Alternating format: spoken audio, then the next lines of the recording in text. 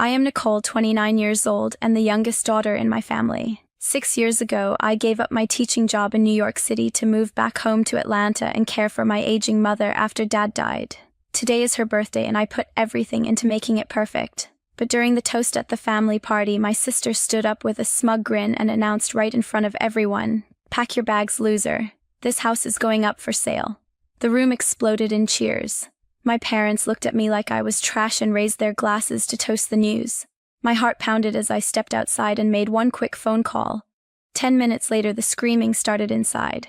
Accusations flying, secrets spilling out, and the whole plan crumbling in real time. Before I dive into how it all went down, I'd love to know what time you're listening right now and which city you're in. It's amazing to see how far these stories travel. Our family has always been a mess of unspoken tensions, but nothing prepared me for how deep the betrayal would go. It all started 6 years ago when Dad passed away from a sudden heart attack. He was the glue holding us together, working as a mechanic for over 40 years to provide for us in our traditional southern home on the outskirts of Atlanta. After his funeral, the responsibility to care for Mom fell squarely on me. I was 23 then, fresh out of college and starting my teaching career at a public school in New York City. The job was demanding but rewarding. Lesson plans, parent meetings, and weekends grading papers in my small apartment overlooking Central Park. But one call from Jessica changed everything. She said Mom wasn't coping well, forgetting bills and barely eating, and the house was falling apart. As the youngest, I was expected to step up since the others had their lives sorted. Jessica, my sister and the oldest at 41 years old, is a successful lawyer in a downtown Atlanta firm, always buried in cases and client dinners. She drives a sleek SUV, vacations in the Caribbean, and never fails to mention her latest courtroom win, but helping with Mom, that was apparently beneath her schedule. Joshua, my brother, in his late 30s and a busy engineer at a tech company, lives just an hour away but claimed his project deadlines and family commitments kept him tied up. His excuses were always the same. "I'm swamped at work, Nicole. You don't have kids yet, so it's easier for you." So I took an indefinite leave from my job, packed my bags, and moved back into my childhood bedroom in our family home, a spacious 2-story house with a wraparound porch that Mom inherited from her parents. What I thought would be a short stay turned permanent when I saw how bad things were. Mom, Jennifer, now 68, was lost in grief, struggling with arthritis that made simple tasks like climbing stairs painful. She had retired from her nursing job years earlier, and without Dad, the isolation hit hard. I resigned from teaching, ended my budding relationship with David, a fellow teacher who didn't want to relocate, and focused on her full-time. The house became my world. It's filled with memories. The kitchen, where Mom taught me to make peach cobbler, the backyard garden Dad tended every summer, the living room where we hosted Thanksgiving dinners. I managed everything: doctor's appointments, grocery shopping, even part-time tutoring gigs to cover bills, since Jessica and Joshua sent minimal help, usually just to check now and then with a note saying they were too tied up to visit more than holidays. About 3 years ago, Mom met Matthew at her routine checkup. Matthew, 45 years old and a pharmacist at the local clinic, was divorced with no kids. He charmed her right away, bringing flowers on their first date, accompanying her to physical therapy, and talking about how he admired her nursing background. Their relationship moved fast, and they married after just 8 months. At first I was relieved. Matthew seemed genuine, helping with meds and encouraging Mom to join a senior book club. He even told me during one of his early visits, "Nicole, you're doing great here. I can take some load off so you can get back to teaching someday." But things shifted gradually. Matthew started making subtle digs about my presence, saying the house felt crowded and Mom needed more couple time. Jessica, who had been distant, suddenly showed interest, calling more often and visiting when I was out on errands. She'd sit with Matthew and Mom discussing finances or home repairs in hushed tones. I brushed it off as family finally stepping up, but something felt wrong, especially when Mom began complaining of fatigue and confusion more often. 6 months ago, it all clicked. I was helping Mom with her phone when I stumbled on a text thread between Matthew and Jessica. The messages dated back before the marriage, with Jessica writing, "Found a good mark. Widowed with valuable property. Youngest daughter living there, might be a problem, but we can handle her." Matthew replied, "Get me the introduction, and I'll take care of the rest. Mom's health is key, keep her compliant." My stomach dropped. They had targeted Mom deliberately, using her vulnerability after Dad's death to gain control of the house. Jessica, always money-focused from her law career, saw the property as an easy flip in Atlanta's hot market. Matthew wasn't the caring pharmacist. He was in it for a cut. The pain hit like a punch. These were my sister and stepfather, people who should protect Mom, not exploit her. I didn't confront them right away. Instead, I played dumb, acting grateful for their help while starting to document everything. I noted Mom's increasing forgetfulness after Matthew adjusted her meds, the way Jessica pushed conversations about selling the house during visits, and their private meetings when I stepped out for groceries. The betrayal burned, but I channeled it into quiet resolve. I couldn't let them win, not after everything I'd sacrificed. As I dug deeper, the pieces fell into place. Mom's confusion wasn't natural aging. It tied to changes in her prescriptions that Matthew handled alone. Jessica's sudden concern was just cover for appraisals she'd arranged behind my back. Joshua stayed out of it, but his silence felt like another knife. The more I uncovered, the angrier I got, my heart racing every night as I planned my next move. They thought I was the weak link, but I was about to turn the tables, and it started with watching them closer than they ever imagined. Once I started documenting, the truth unraveled faster than I expected. Mom's health had been declining in ways that didn't add up. More confusion, forgotten conversations, and days where she struggled to recall simple things like what she'd eaten for breakfast. I noticed it tied directly to the times Matthew handled her medications alone. One evening, I checked her pill organizer and saw he'd switched her mild anti-anxiety prescription to stronger sedatives, claiming it was better for her stress. But those weren't what her doctor had ordered. They made her drowsy and disoriented, turning small forgetful moments into full-blown episodes that scared me. I confronted him casually once, asking why the change, and he brushed it off with a smile, saying, "It's just to help her sleep better, Nicole. You worry too much." But I knew better. That was when I dove into the digital trail. Using Mom's old laptop, I accessed her email account. She still used the same password from years ago. There, buried in deleted folders, were messages between Matthew and Jessica from months before he even met Mom. One from Jessica read, "The house appraisal came in high. Atlanta market is booming. We need to accelerate her decline to push the sale." Matthew responded, "Agreed. I'll adjust the doses gradually. Insurance changes are in place too. Policy now lists me as beneficiary if anything happens." The emails kept coming, discussions about real estate agents they'd contacted, discreetly searches for assisted living facilities in the suburbs, and even notes on splitting the proceeds. Jessica taking the bigger share since she orchestrated the intro. It was calculated cold, like they were discussing a business deal instead of Mom's life. My hands shook as I saved screenshots, backing them up on a hidden drive. This wasn't random greed. They'd planned it from the start, using Mom's grief over Dad to worm in. Medical proof came next. I bought small hidden cameras from an online store, discreet ones that looked like charging plugs, and placed them in the kitchen and living room where Matthew often prepared Mom's pills. The footage was damning him, crushing extra sedatives into her tea, muttering to himself about keeping things smooth until the papers are signed. I also scheduled a private blood test for Mom during a shopping trip I took her on, away from Matthew. The results showed elevated levels of unprescribed drugs in her system, causing artificial symptoms that mimicked cognitive decline. To make sure it held up, I reached out to her regular appointments. Matthew had been attending some alone, claiming I was too busy, and changing prescriptions without full consultation. One doctor had noted concerns in the records, but Matthew dismissed them as normal aging. I gathered those files too, printing everything and storing it in a locked box under my bed. Building the plan was the hardest part emotionally. I couldn't do it alone, so I confided in Uncle James first. James, Mom's younger brother, at 65 years old and a retired accountant living 2 hours away in Savannah, had always been the steady one in the family. He'd visit monthly, bringing groceries and checking on Mom's finances, and he defended my choice to stay when Jessica criticized it. "Your sister's too focused on her career," he'd say during our phone calls. "You've sacrificed more than they ever would." When I showed him the emails and footage over a secure video call, his face hardened. "This is elder exploitation, Nicole. We need professionals involved." Together, we looped in Ashley, my college friend and a lawyer specializing in family and estate law. Ashley, 30 years old and sharp as they come, had stayed in touch since our days at NYU. She reviewed the evidence and said, "This could lead to criminal charges. Medication tampering is serious. Let's draft protective documents now." We prepared a healthcare proxy naming me and James as decision-makers, a new power of attorney, revoking any prior ones Matthew might have tricked Mom into signing, and a declaration of Mom's wish to stay in the home with in-home care. For the medical angle, I contacted Dr. Danielle, an independent geriatric specialist not connected to Matthew's network. Dr. Danielle, in her 50s, with a no-nonsense approach, agreed to evaluate Mom during a routine check I arranged secretly. Her assessment confirmed mild arthritis but no natural dementia. The confusion stemmed from over-medication.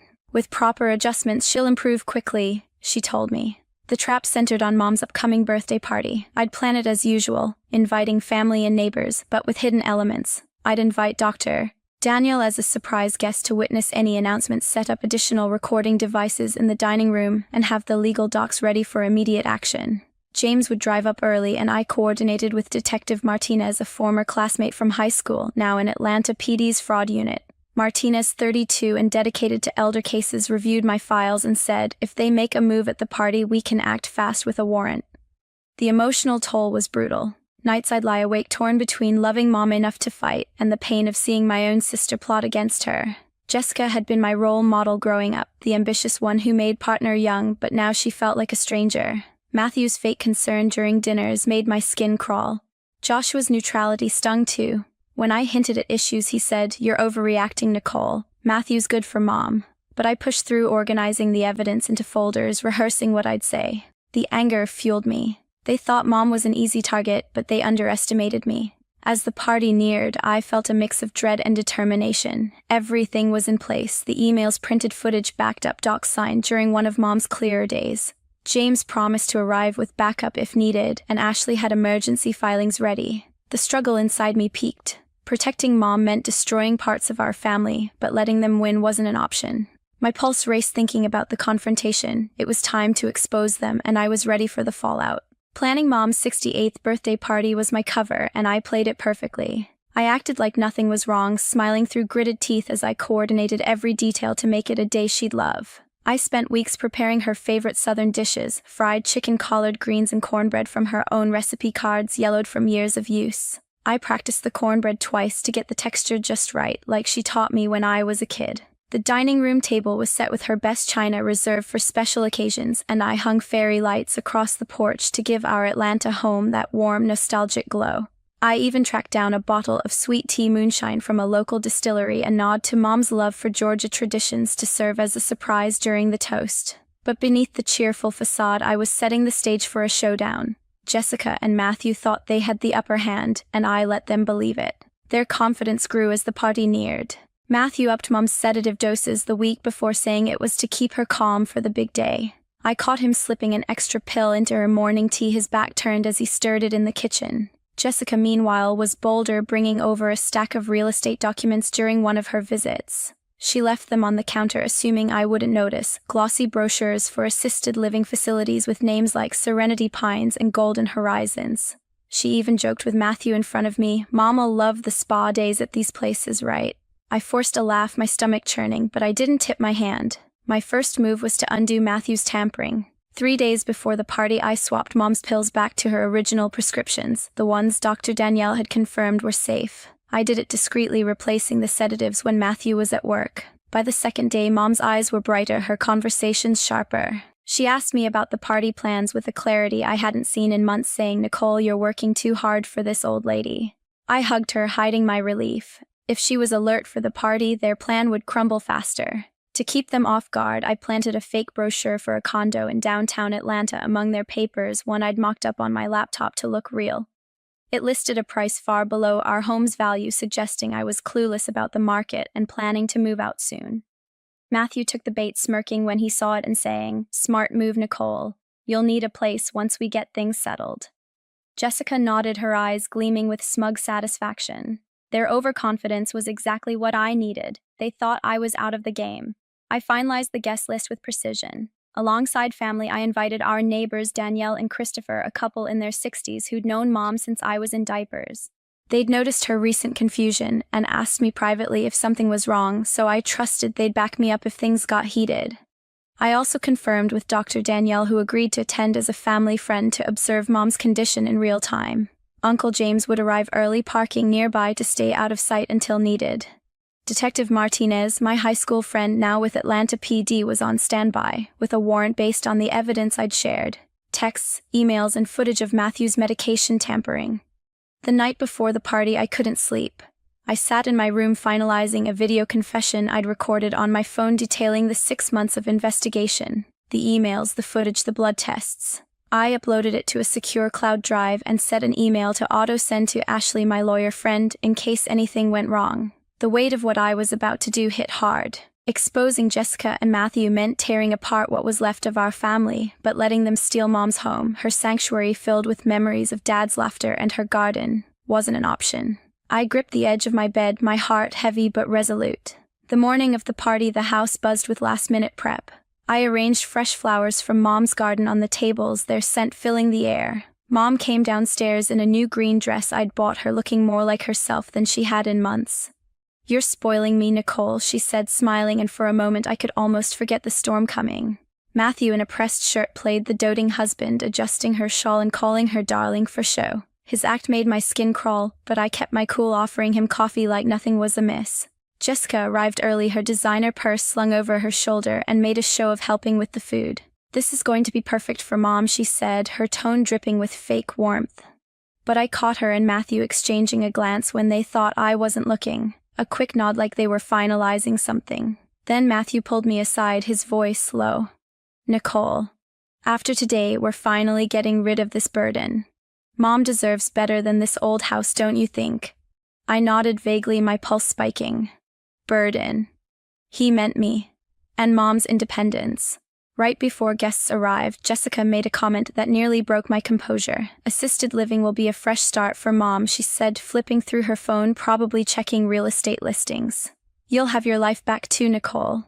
Her casual dismissal of Mom's home, where we'd carved pumpkins on the porch where Dad's toolbox still sat in the garage, lit a fire in me. I excused myself to check the oven, my hands shaking as I double-checked the hidden cameras I'd set up in the dining room, their tiny lenses tucked into a centerpiece. As the clock ticked closer to the party, I felt like I was standing on the edge of a cliff. Every detail was in place, the evidence locked in my room, the witnesses ready, the legal papers signed. Dr. Danielle would watch for signs of tampering. James was minutes away, and Martinez was a call away with the warrant. The betrayal stung, but my anger was sharper. Jessica and Matthew thought they'd outsmarted me, but I was ready to flip their world upside down. My heart pounded as the first guest knocked, the tension building like a storm about to break. The party was in full swing by 6 p.m. with over 20 guests filling our Atlanta home with laughter and chatter. The dining room glowed under the fairy lights, and the smell of fried chicken and cornbread hung in the air. Mom sat at the head of the table, her green dress catching the light, her eyes clearer than they'd been in months. She smiled at the neighbors, Danielle and Christopher, who toasted her with sweet tea moonshine. Matthew hovered near her, playing the perfect husband, while Jessica mingled with guests, her lawyer charm on full display. But I caught their quick glances, a nervous edge beneath their smiles, like they knew the moment was coming. I kept my composure, refilling glasses and passing plates, my heart pounding with every step. The hidden cameras in the centerpiece were recording. Dr. Danielle was watching Mom's every move, and Uncle James was parked a block away waiting for my signal. Detective Martinez was on speed dial, ready with the warrant. Joshua, my brother, arrived late with a half-hearted hug for Mom, avoiding my eyes. His neutrality stung, but I stayed focused. Everything hinged on what happened next. After the main course, I brought out Mom's birthday cake, a 3-tiered vanilla masterpiece decorated with peach slices, her favorite. We sang happy birthday, and for a moment it felt like the family we used to be. Then Jessica stood tapping her glass with a spoon, her smile sharp. The room quieted, all eyes on her. "I'd like to make a toast to Mom," she began, her voice dripping with false warmth. "She's given us so much love, and today we're giving her a new chapter. We have wonderful news. This house is going up for sale, and Mom will move to a beautiful assisted living facility with top-notch care." The guests clapped, some raising glasses, thinking it was a thoughtful plan. Matthew beamed, squeezing Mom's shoulder, but her face froze. What she said, her voice sharp, cutting through the cheers. "This is my house. I never agreed to move." Matthew leaned in, his tone patronizing. "Susan, we discussed this yesterday. It's for your health." Mom shook her head, her clarity piercing. "I don't remember agreeing to anything." My pulse raced. This was the moment. I stepped forward, my voice steady despite the storm inside. "Actually, let me help everyone understand what's really happening." I pulled my laptop from under the table where I'd stashed it earlier and opened the folder of evidence. "Jessica and Matthew have been planning this for years," I said, clicking play on a video from the kitchen camera. The screen showed Matthew crushing sedatives into Mom's tea, muttering, "This'll keep her compliant for the sale." Another clip, Jessica on a call saying, "Once the house sells, we split it 60-40. She won't remember a thing." Gas filled the room. Danielle, our neighbor, covered her mouth, whispering to Christopher. Joshua's jaw dropped, his eyes darting to Jessica. "What is this?" he stammered. Jessica's face paled, but she recovered fast. This is ridiculous, Nicole. Those recordings are fake. An invasion of privacy. Matthew jumped in, his voice rising to a shout. You've been spying on us. You're pathetic, trying to sabotage Mom's future. I didn't flinch. Let's talk about sabotage, I said, pulling up the emails. I projected them onto the wall, messages between Jessica and Matthew from 3 years ago before he met Mom. One read, widowed, valuable property, daughter's a problem. Handle her. Another, adjust her meds to speed up confusion. The guests went silent, the air thick with shock. Mom's eyes widened, her hand gripping the table. Matthew, she said, her voice trembling, is this true? Before he could answer, Dr. Danielle stood up, her presence calm but commanding. I'm Dr. Danielle, Susan's geriatric specialist, she said, introducing herself to the stunned crowd. I've examined Susan recently, and her blood tests show elevated levels of unprescribed sedatives causing artificial memory issues. These are not her prescribed medications. She held up a lab report, passing copies to the guests. This is medical tampering, and it's been happening for months. Matthew's face flushed red. This is outrageous. You can't prove anything, he yelled, slamming his fist on the table. Jessica pointed at me, her voice shrill. She's lying to keep control of the house. She's obsessed with Mom, but the evidence was undeniable. I played one last recording, Matthew telling Jessica, once we sign the sale papers, we're set. She'll be in assisted living by next month. The room erupted in chaos. Guests whispered furiously, some shouting questions at Jessica and Matthew. Danielle and Christopher looked horrified, turning to Mom with concern. Joshua stood up, shaking his head. Jessica, you told me Mom needed professional care. Was this all a lie? Jessica snapped. Stay out of it, Joshua, but her confidence was cracking. That's when Detective Martinez walked in, badge visible, warrant in hand. Matthew, Jessica, he said, his voice firm, we need to talk. I have evidence of elder abuse and fraud tied to this property. The screaming started then, Matthew yelling about his rights, Jessica threatening lawsuits, her voice breaking as she realized the trap had closed. Mom stood, her eyes clear and furious, staring at them both. You tried to take my home. My life, she said, her voice cutting like a blade. Get out of my house. Don't ever come back. The guests parted as Martinez escorted Matthew and Jessica toward the door, their protests echoing. Mom grabbed my hand, tears streaming, but her grip strong. I stood tall, the weight of months of planning steadying me. The truth was out, but the storm wasn't over. It was just beginning, and I was ready to face whatever came next. The chaos of Mom's birthday party faded into an eerie quiet as Matthew and Jessica were escorted out by Detective Martinez. The guests stood frozen, some whispering, others clutching their drinks, unsure what to say. Mom sat at the table, her face a mix of anger and relief, her hand still gripping mine. Danielle and Christopher, our neighbors, moved to her side, offering soft words of comfort. Joshua, my brother, hovered near the door, his face pale, muttering, I didn't know Nicole. I swear I didn't, but I couldn't look at him. Not yet. The truth was out, and now came the consequences. Within days, the legal fallout hit hard. Detective Martinez's warrant led to Matthew's arrest for elder abuse and medication tampering. The blood tests Dr. Danielle provided confirmed unprescribed sedatives in Mom's system, enough to trigger artificial confusion for months. His pharmacy license was revoked permanently by the state board, and the marriage was annulled on grounds of fraud. Matthew had no claim to Mom's house or assets. He tried pleading his case, claiming he was just helping Susan cope, but the evidence was ironclad. Last I heard, he'd left Atlanta, tail between his legs, starting over somewhere out west. Jessica faced her own reckoning. The emails and recordings exposed her role in orchestrating the scheme, leading to criminal charges for conspiracy and financial exploitation. Her law firm dropped her, and disbarment proceedings began, unraveling her perfect career. She sent me a letter 3 months later begging for forgiveness, claiming she'd been blinded by ambition. I read it once, then burned it in the backyard. You tried to steal Mom's home and her health, I told her over the phone when she called. There's no coming back from that.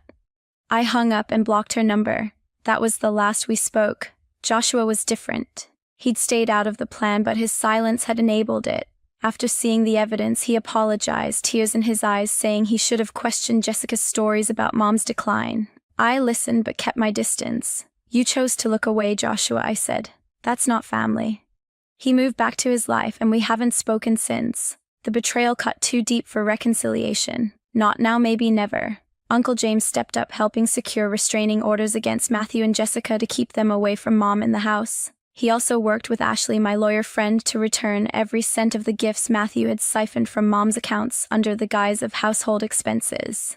The house Mom's sanctuary filled with memories of Dad's tools and her garden stayed hers, protected by a new trust we set up to ensure her wishes were honored. Mom's health turned around fast once she was back on her proper medications. Within weeks the fog lifted.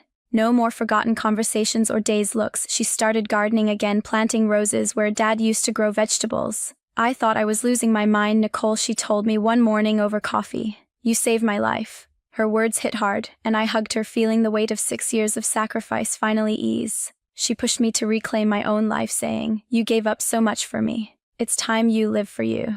I started teaching part-time again, taking online tutoring jobs that let me stay close to Mom while rebuilding my career. The house felt alive again. We hosted small dinners with Danielle and Christopher, laughed over old photos, and planned a trip to Savannah to visit Uncle James. Every corner of the home, from the porch swing to the kitchen counter, held our history, and keeping it safe felt like honoring Dad too. Looking back, I learned a hard truth: family isn't defined by blood but by who stands by you. Jessica and Matthew plotted against Mom, treating her like a pawn for profit.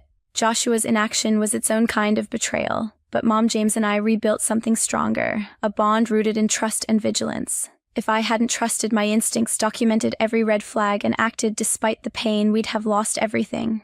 Sometimes the best revenge isn't vengeance, it's exposing the truth and walking away from those who don't deserve you. My advice to anyone listening: watch for changes in your loved ones, especially the elderly. Check their medications, question sudden declines, and don't ignore your gut when something feels off. Elder abuse is real, and it often comes from those closest to you. Protect what matters, even if it means cutting ties. Mom got her life back, and I got mine, but the scars of betrayal remind me to stay sharp. Thank you for listening to my story. If you've ever dealt with toxic family members, share your experience in the comments. I'd love to hear how you stood up to them. Subscribe for more stories about fighting back against manipulation, and let's keep this conversation going. The sun sets slowly over our Atlanta home now, and Mom and I sit in her garden surrounded by blooming roses. For the first time in years, we're smiling, truly free. But I'll never forget how close we came to losing it all. A lesson etched into every step we take forward.